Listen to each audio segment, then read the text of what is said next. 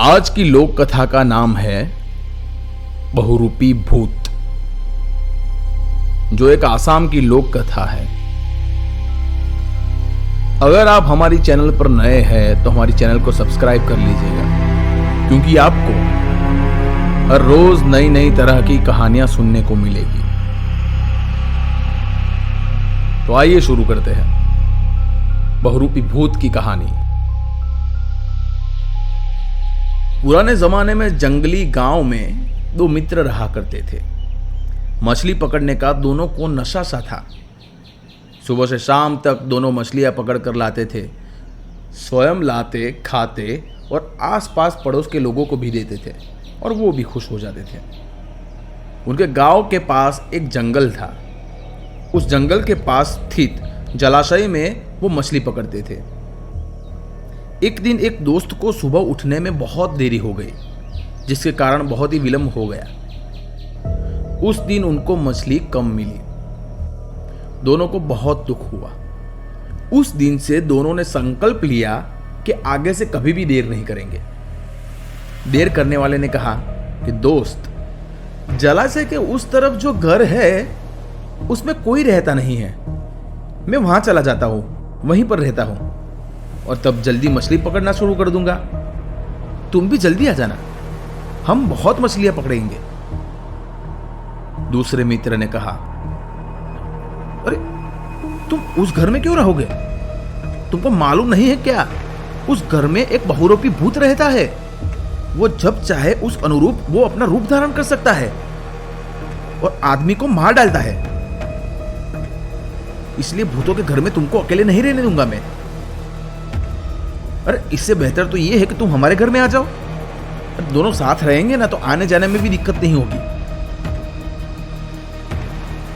परंतु मित्र की बात उसने नहीं मानी और अपने निर्णय के अनुसार उस भूत वाले बंगले में रहने का हठ कर लिया। तब दूसरे मित्र ने घर जाने के लिए तैयार होते हुए कहा, ठीक है, मैं कल जल्दी आ जाऊंगा।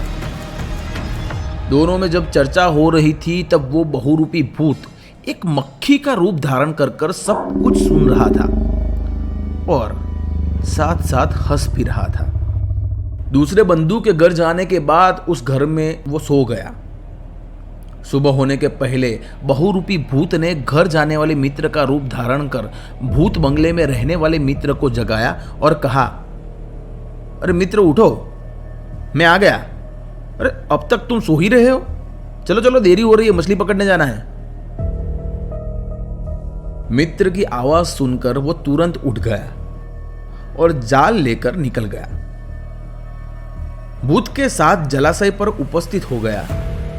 वहां उसने कहा, बंधु, मैं पानी उतरकर मछली पकड़ता हूं और तुम्हें देता हूं। तुम सब खाले में इकट्ठा कर लेना। खाला माने बांस से बना हुआ एक बड़ा घड़ा जिसमें मछलियां रखी जाती हैं। भूत ने कहा, ठीक है, मैं ऐसा ही करूंगा। तुम जाओ, मछली पकड़ के ले आओ। वो मछली पकड़कर उसको देने लगा। जब वो मछली पकड़कर वो भूत को देता है तब वो भूत मछली के सिर को खाकर बाकी का अंश खाले में डाल देता है। मछली पकड़ने वाले मित्र ने सोचा कि मछली कितनी हुई, एक बार देख तो लूं। उसने पानी से ऊपर आकर देखा कि खाले में मछली के शिरोभाग ही है। उसने तुरंत अपने मित्र यानी कि बहुरूपी भूत से पूछा, मित्र क्या हुआ?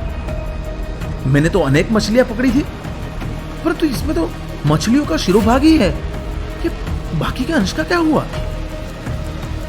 उसकी बात सुनकर भूत खे खे करके हंसने लगा और बोला,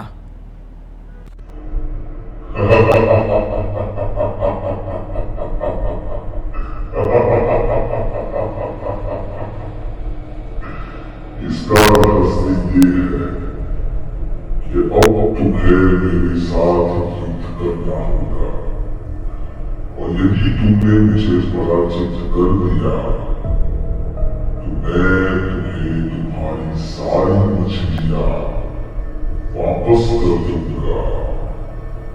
आओ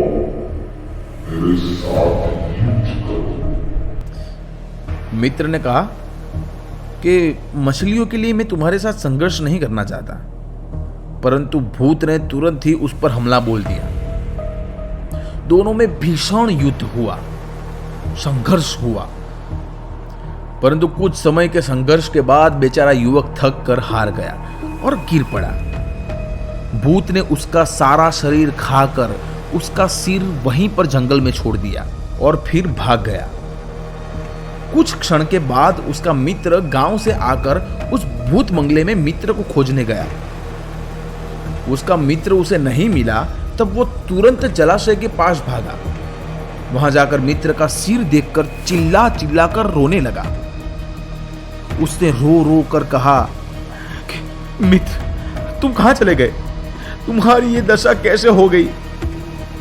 वो रो रो कर इधर उधर घूमकर फिर एक वृक्ष पर चढ़ गया और पक्षी बन गया। उसने कर्कश आवाज में चिल्ला चिल्ला कर कहा, मित्र तुम मेरे पास आ जाओ। मित्र मित्र तुम कहां चले गए? कहां चले गए मित्र? उसकी आवाज से सारा जंगल मुखरित हो गया, अरण्य कांपने लगा। उस दिन से मीचिंग समाज में विश्वास है कि वो पक्षी जब जोर जोर से चिल्लाए तब जरूर अमंगल होगा। वो चिड़िया जब चिल्लाएगी तब आसपास के गांव के कई लोगों की मृत्यु हो जाएगी। इस प्रकार का विश्वास मीचिंग समाज में आज भी बरकरार है।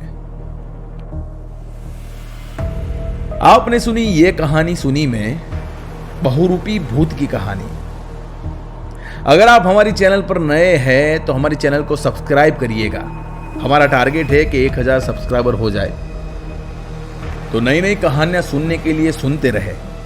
ये कहानी सुनी तो लाइक करें, शेयर करें और परिवार और दोस्तों के साथ सब्सक्राइब करें। धन्यवाद।